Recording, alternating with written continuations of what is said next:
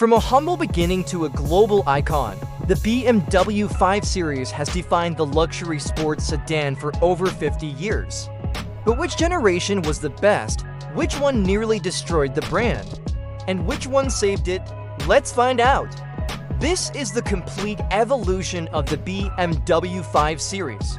It all started in 1972 with the E12. This was BMW's underdog, a challenger to the established luxury giants. Designed by the legendary Paul Bracq, it introduced the driver-focused cockpit and the iconic Hofmeister kink that would define BMW for decades.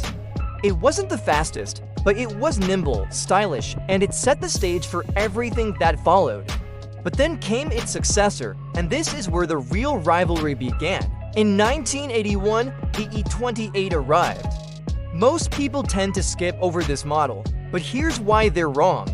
It looked similar, but under the skin, everything changed. It was the first 5 Series to get a diesel engine and, more importantly, the very first M5. This wasn't just a car. It was a supercar in a sedan's body, a statement that BMW was here to dominate performance. A surprising fact, the E28 was also one of the first cars to feature an onboard computer. Which is your favorite so far? Let me know in the comments. Then in 1988, perfection was arguably achieved.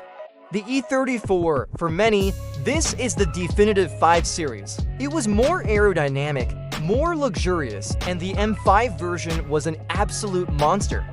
It introduced features like traction control and all-wheel drive to the lineup. This car was so good, so well balanced, it felt like it was carved from a single block of granite. It was the peak of 80s engineering and style. Just when we thought it couldn't get better, 1995 gave us the E39. This is legend status. It was the first 5 Series to use aluminum suspension components, making it lighter and handle even better. It was so sleek, so timeless, that even James Bond drove one. The E39 M5, with its V8 engine, is still considered by many to be one of the greatest sedans ever made. This car didn't just have features, it had soul. Which generation would you actually buy today?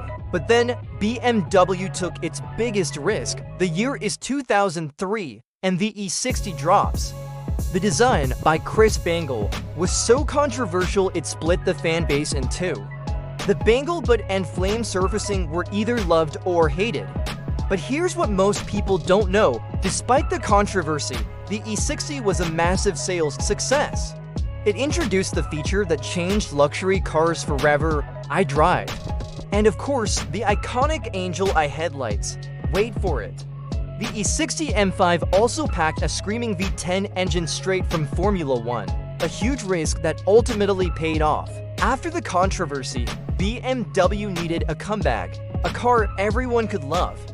In 2010, the F10 arrived. It was a return to classic, elegant design. It was bigger, more comfortable, and packed with more tech than ever before. This was the model that truly solidified the 5 Series as the global leader in its class. The sales charts don't lie, the F10 was a smash hit, blending performance and luxury seamlessly. Fast forward to 2017 and the G30. This was the technology showcase. It felt like a baby 7 Series, introducing gesture control, semi-autonomous driving features, and brilliant laser headlights. It was lighter than the F10, faster, and more efficient. The design was an evolution, sharpening the lines and perfecting the formula. BMW was flexing its technological muscle, and the G30 was the proof. And that brings us to today, the all-new G60. So from the classic E12 to the electric G60, the 5 Series has always been at the forefront of innovation. Which generation is your ultimate favorite? Vote in the poll and let me know in the comments which BMW we should cover next, the 4 Series or the 7 Series.